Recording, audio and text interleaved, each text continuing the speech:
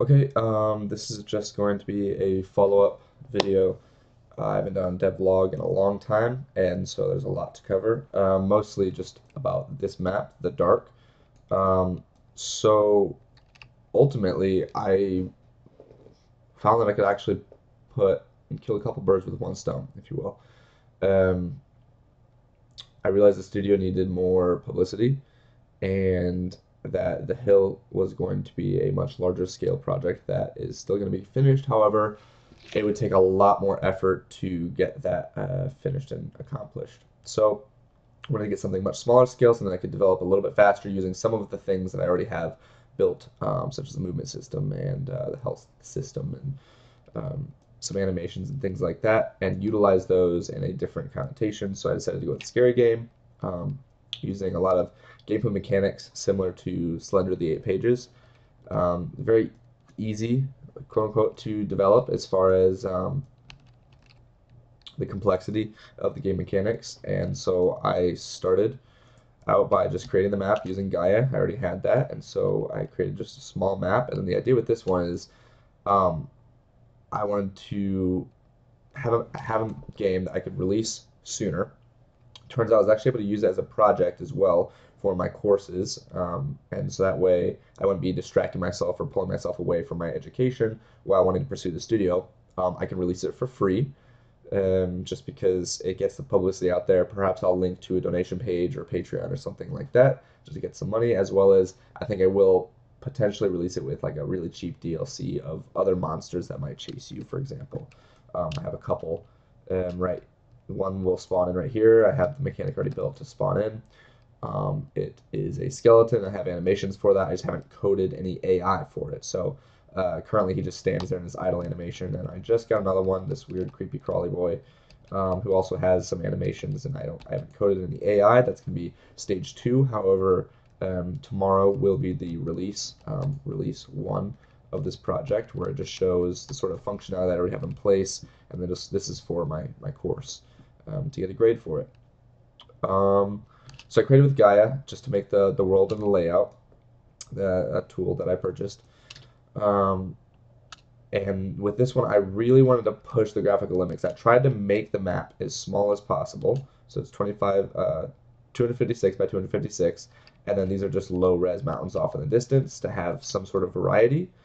I also believe, yes, I do have fog walls, that, here I can show you this if I animate them.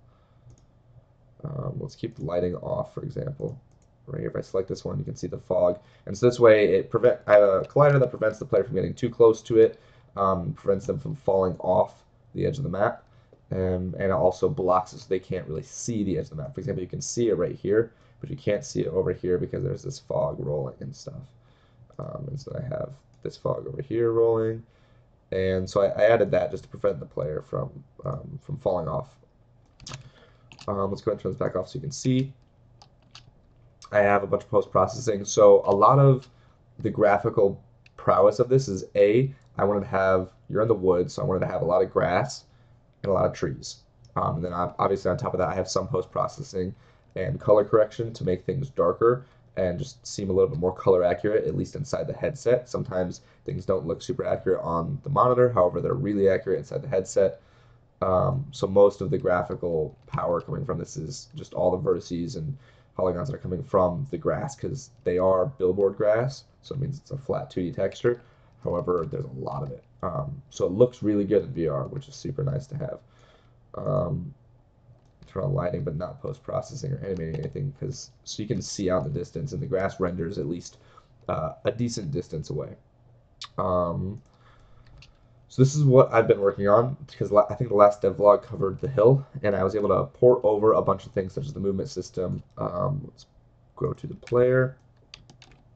I was able to port over the movement system, the player. I created an inventory system. It's very loose. It's not fully fleshed out. However, it is functional for the needs of the dark. I'm hoping to be able to release this in the end of April or so, around finals time for these courses.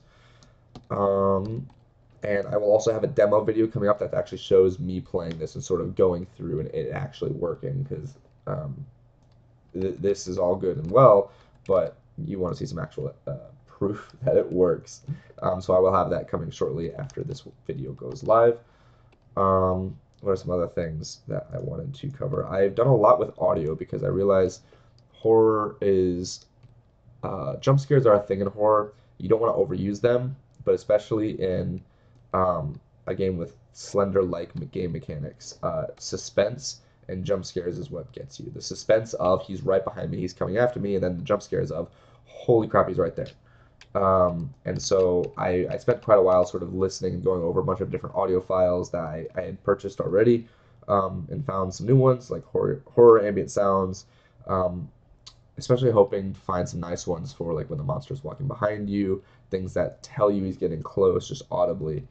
A couple of game mechanics that I've yet to do that I want to do is for release 2 is one, for example, is you're going to start out with, I already have this, you're going to start out with a lantern, and then as you progress, you're going to find another area where you can get a flashlight.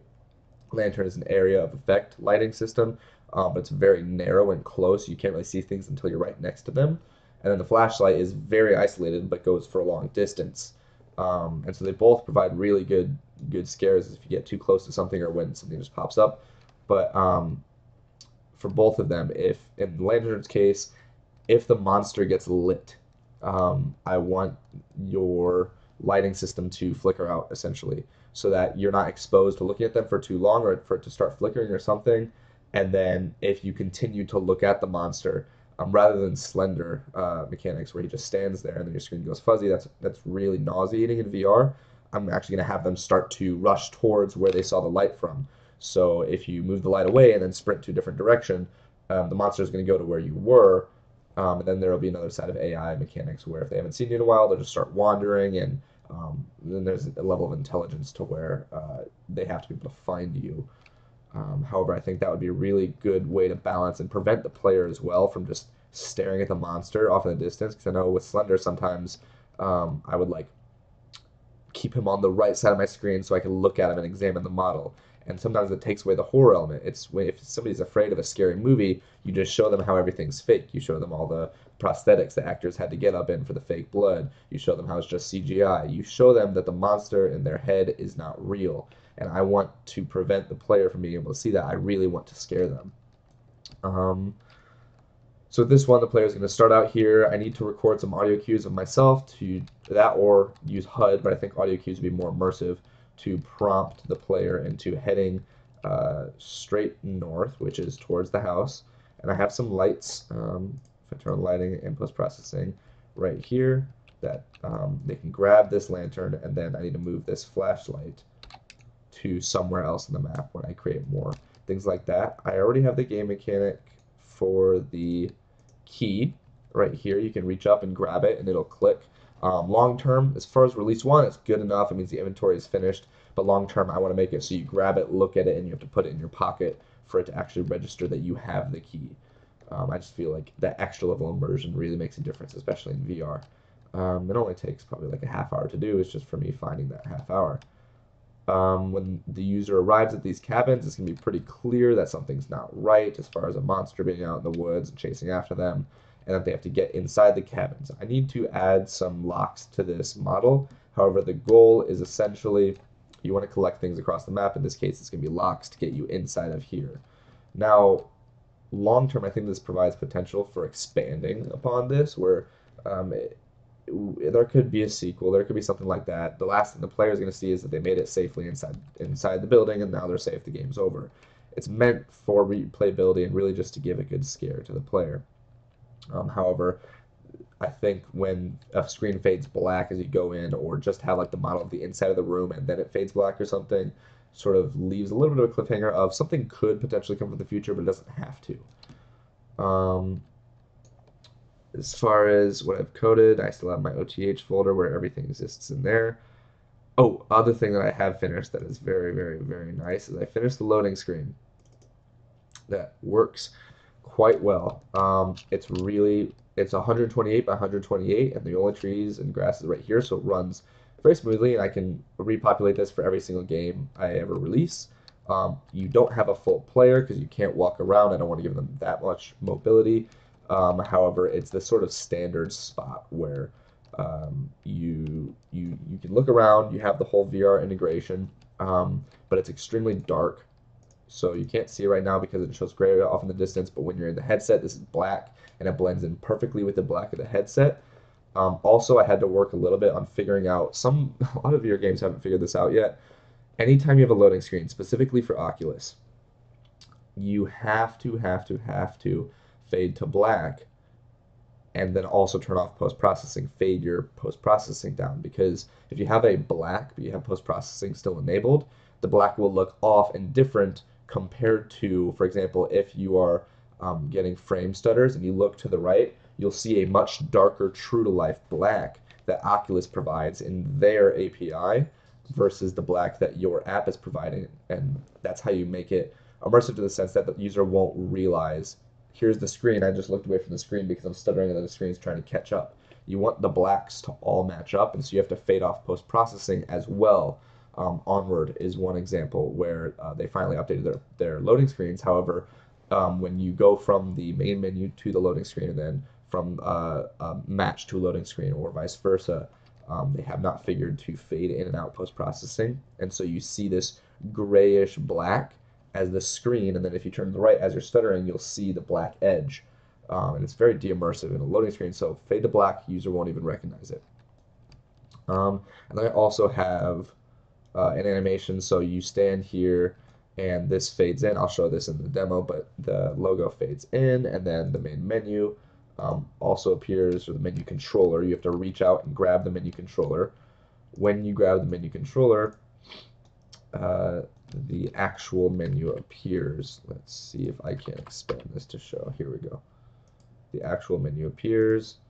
The logo is no longer there. Potentially I'm debating having the logo up here, but there's a light on the logo. This doesn't disappear, so I think I actually make this just move to the top. I believe that's how I have it set up. But then you can navigate this similarly to the entire the hill menu. It's the same sort of system.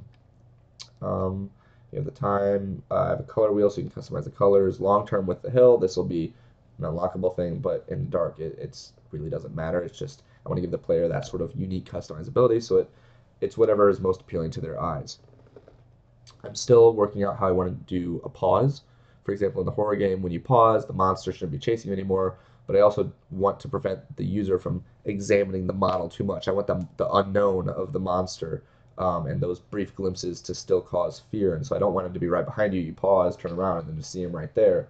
I want you, if you are to pause or something, record your location, player preferences, teleport you underneath the map into a solid black room or something like that. I don't know how fully I'm going to flesh that out yet, but I definitely do have to have a pause.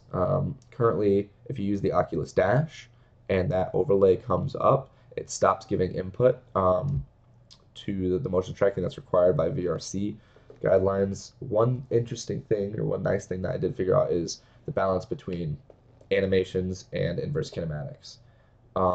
Because previously I couldn't do animations because you start walking and inverse kinematics makes it look like you're a drunk guy stumbling. So ultimately I found the proper sliders to sort of gradually lower the weight of the inverse kinematics and increase the weight of the animation, so they fade in and out seamlessly. You'll see this in the demo. I'm really proud with that, really happy with how that turned out. And if you use the Oculus Dash, just immediately switch over to animation. Granted, that does provide the scenario in which I can press dash and then move my head and look to the right and I'll see my player's head, but that's fine. As far as I'm concerned, seeing your own character, I don't see anything bad with that. I think it's kind of cool because you're in this ghost mode when you're in the Oculus Dash. And you essentially are sort of a spirit or a ghost, and you would be able to see your own body, so it's not too de-immersive. And then when you hit Oculus Dash, obviously inverse kinematics snaps back in, and then it goes back to the old system of telling, am I moving, am I not, am I using locomotion based on analog stick or not. And I'm just really glad with how I got all of that to turn out. I want to keep this brief, so I think I've covered most everything. I got the loading screen done. The loading screen looks fantastic. You'll see it in the demo. And then I have the dark. Don't save because I haven't changed anything really. And this one is excellent. I spent a while trying to figure out how to just darken the skybox because it was providing way too much light. But I finally figured out, and it wasn't even changing the lighting in the skybox or anything. It was just literally taking the exposure of the sprite that is the skybox and lowering that. And when I found it, I felt like such an idiot, but hey, it happens. Um, I had to find quite the good balance with the grass for a while, performance-wise, and to prevent it from throwing errors because I have too many vertices on scene. But I finally found that sweet spot, and the other cool thing is when you have post-processing turned on and you're inside VR, it is dark. I mean pitch black. Now, the downside of this is I'm trying to find a balance of prior to you getting a light. I don't want to get it to get so dark because when you have a black screen, you really see the screen door effect. And so I need to keep it bright enough to where you can A, make your way to the house, and B, you don't see the screen door effect super prominently. Now, once you get to the house, I'm having a decreased sun, like a sun setting feature, based on the distance you are to the house. I already have that coded. That's finished. You'll see it. But by that point, you should be able to be, everything's visible based on the lanterns that's surrounding you at the house. But everything else, the moonlight and the sunlight is really dark to where if you go out in the woods without a light, you won't be able to see crap. Like you can't see anything and you will see the screen door effect. However, interesting thing is the entire screen door effect completely gone the second you give the person a light because your eyes, like my eyes, will naturally adjust and focus on the light areas and the entire screen door effect is completely out of focus. So I really truly rely on where the flashlight is pointing or where the lantern, where what I can see, and my brain understands this is what I can't see is the dark. And it's really interesting and it really works out. I'm very excited. Um, but that's most everything that I wanted to cover as far as the update. It's a lot. I just wanted to keep it short and sweet. And I'm gonna have the demo video coming up in just a hot sec. I'm having some struggles with frames per second and how this is being recorded with OBS. I think it has to do with the fact that I'm on a 4K monitor. Don't know. For example, Unity runs perfectly smooth as I'm moving this mouse around right here, but in past videos, OBS has not been able to keep up and it always looks like it's stuttering. So I need to figure that out, but then here comes the next update video, or the demo video, and we'll see where we go from there. Oh, also, one thing, new window, boom. On the Hill Studios website is done. Also, it has HTTPS, so it has SSL, which is really nice. Also, www. They all forward you to the same place. Still work in progress, clearly. I made sure I put the banner up here so anybody sees it, knows that it's in progress. However, I wanted to just mention this, that I am slowly also working on learning HTML so I can get this website up and ready. So yeah, that's everything. See you in the demo video.